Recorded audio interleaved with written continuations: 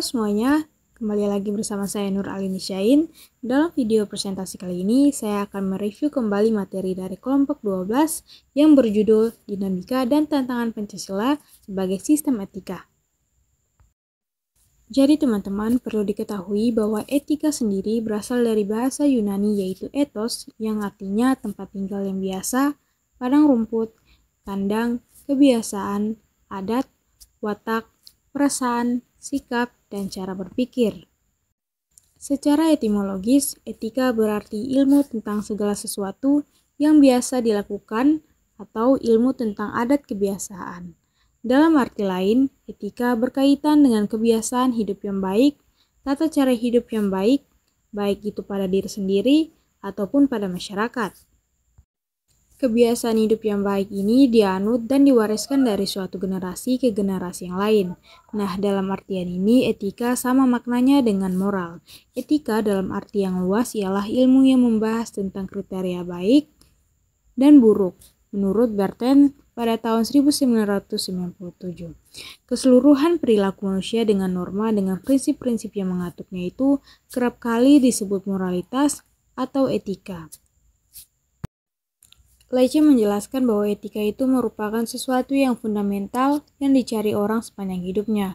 Kemudian dia juga berkata bahwa suatu kualitas atau tindakan yang berharga, kebaikan, makna, atau pemenuhan karakter untuk kehidupan seseorang. Kemudian etika juga dikatakan merupakan suatu kualitas atau tindakan sebagian membentuk identitas seseorang sebagai pengevaluasian diri, penginterpretasian diri, dan pembentukan diri. Kemudian etika juga dikatakan merupakan suatu kriteria fundamental bagi seseorang untuk memilih suatu yang baik di antara berbagai kemungkinan tindakan. Selanjutnya juga dikatakan bahwa etika itu merupakan suatu standar yang fundamental yang dipegang oleh seseorang ketika bertindak laku baik dirinya dan orang lain. Kemudian etika merupakan suatu objek nilai, suatu hubungan yang tepat dengan sesuatu yang sekaligus membentuk hidup yang berharga dengan identitas kepribadian seseorang. Selanjutnya kita akan membahas tentang beberapa aliran-aliran etika. Yang pertama yaitu ada etika keutamaan yang merupakan teori yang mempelajari keutamaan atau virtue yang artinya mempelajari tentang perbuatan manusia itu baik atau buruk.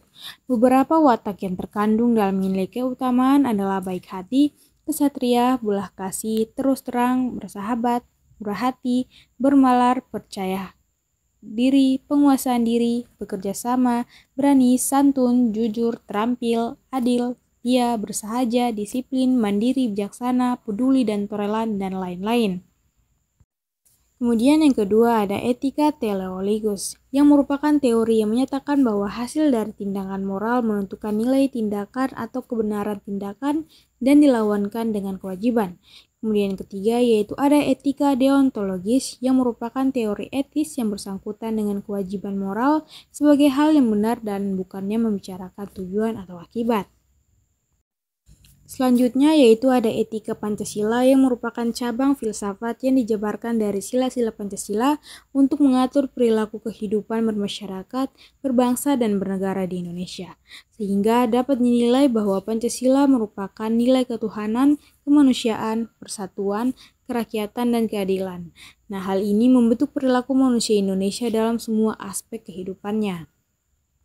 Selanjutnya yaitu ketuhanan yang mengandung dimensi moral berupa nilai spiritualitas yang mendekatkan diri manusia kepada Sang Pencipta lewat ketaatan kepada nilai agama yang dianutnya.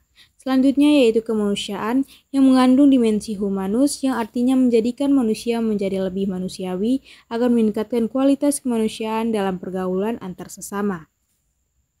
Selanjutnya yaitu persatuan yang mengandung dimensi nilai solidaritas, rasa kebersamaan, dan cinta tanah air. Selanjutnya ada kerakyatan yang mengandung dimensi lain berupa sikap menghargai orang lain, mau mendengar pendapat orang lain, dan tidak memaksakan kehendak orang lain. Kemudian yang terakhir yaitu keadilan yang mengandung dimensi nilai peduli atas nasib orang lain, kesediaan dalam membantu orang lain. Baik, selanjutnya kita akan membahas tentang apa alasan Pancasila sebagai sistem etika? Yang pertama yaitu dekadensi moral yang melanda kehidupan masyarakat, terutama generasi muda sehingga membayangkan kelangsungan hidup bernegara. Dekandensi moral ini terjadi ketika pengaruh globalisasi tidak berjalan dengan nilai-nilai Pancasila, tetapi justru nilai-nilai dari luar yang menjadi patokan. Contohnya misalnya penyalahgunaan narkoba, kemudian kebebasan tanpa batas, rendahnya rasa hormat kepada orang tua, dan menipisnya rasa kejujuran, serta terjadinya tawuran.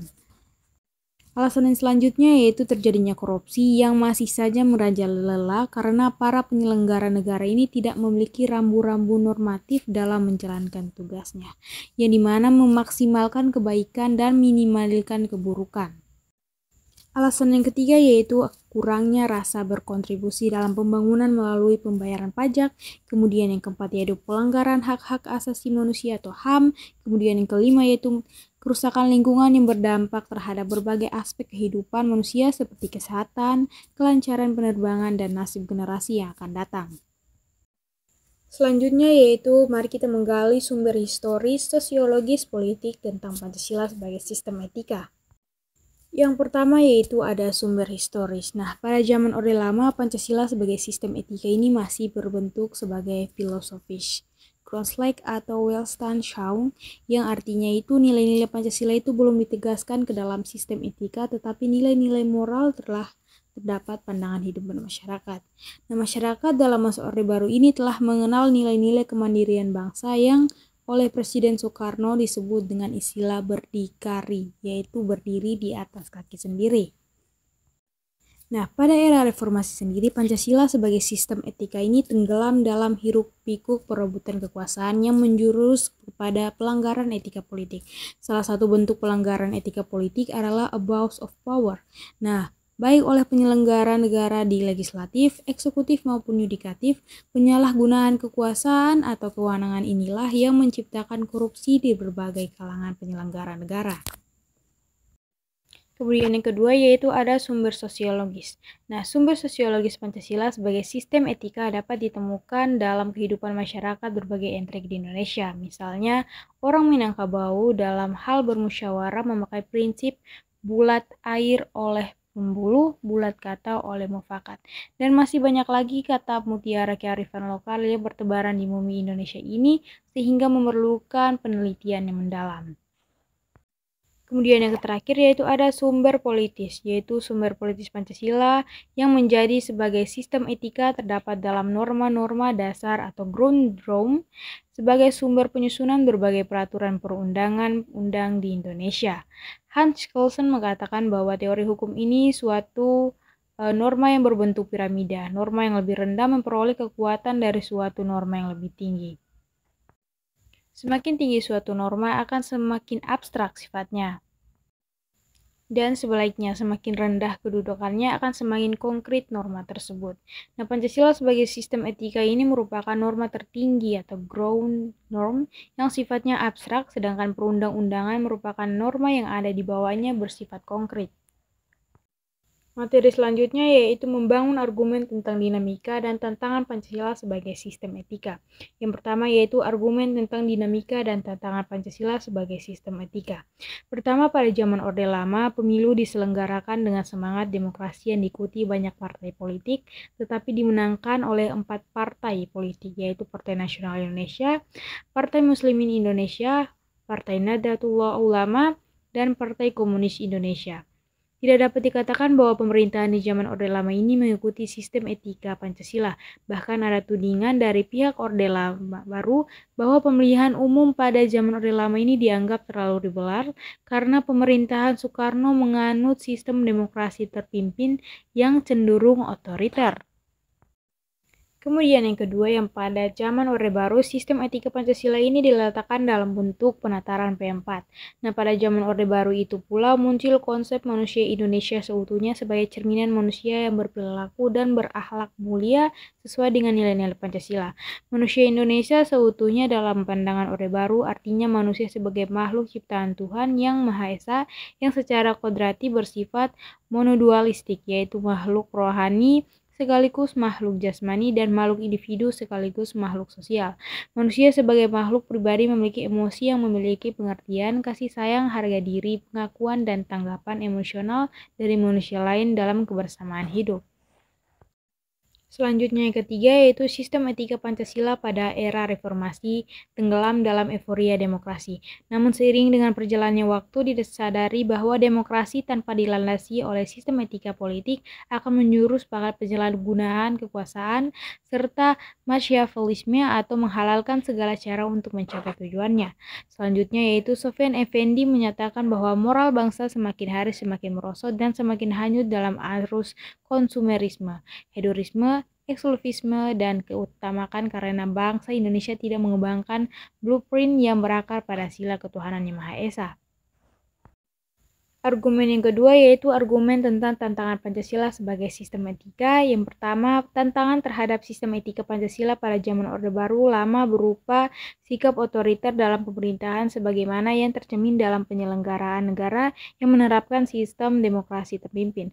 Hal tersebut tidak sesuai dengan sistem etika Pancasila yang lebih menonjolkan semangat musyawarah untuk mufakat.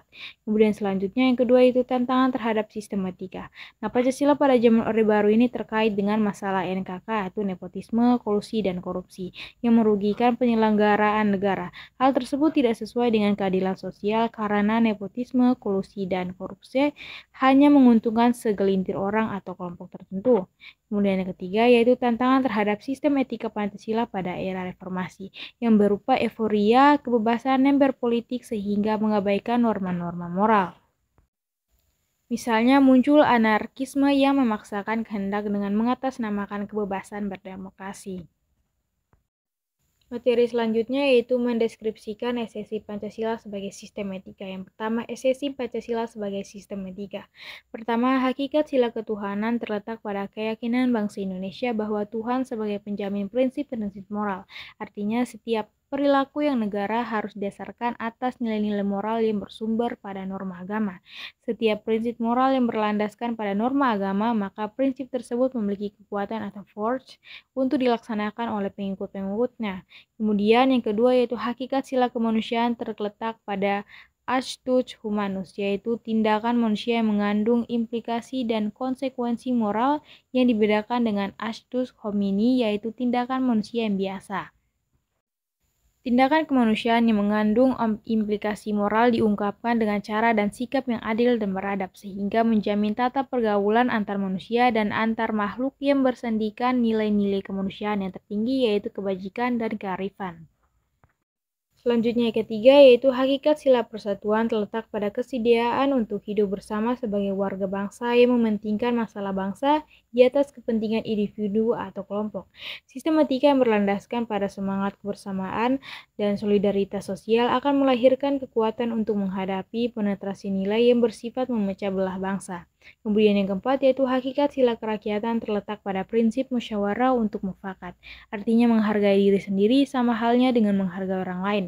Kemudian yang kelima yaitu hakikat sila keadilan sosial bagi seluruh rakyat Indonesia yang merupakan perwujudan dari sistem etika yang tidak menekankan pada kewajiban semata atau deontologis atau menekankan pada tujuan belaka atau teleologis, tetapi lebih menonjolkan keutamaan atau virtu etis yang terkandung dalam nilai keadilan itu sendiri. Dari hasil review materi yang telah sampaikan, dapat disimpulkan bahwa Pancasila sebagai sistem etika ini merupakan cabang filsafat yang dijabarkan dari sila-sila Pancasila untuk mengatur perilaku kehidupan bermasyarakat, berbangsa, dan bernegara di Indonesia. Oleh karena itu, di dalam etika Pancasila terkandung nilai-nilai ketuhanan, kemanusiaan, persatuan, kerakyatan, dan keadilan. Kelima nilai tersebut membentuk perilaku manusia Indonesia dalam semua aspek kehidupannya. Nah, pentingnya Pancasila sebagai sistem etika bagi bangsa Indonesia ini ialah menjadi rambu normatif untuk mengatur perilaku kehidupan bermasyarakat, berbangsa, dan bernegara di Indonesia. Nah, dengan demikian, pelanggaran dalam kehidupan bernegara seperti korupsi atau penyalahgunaan kekuasaan ini dapat diminimalkan.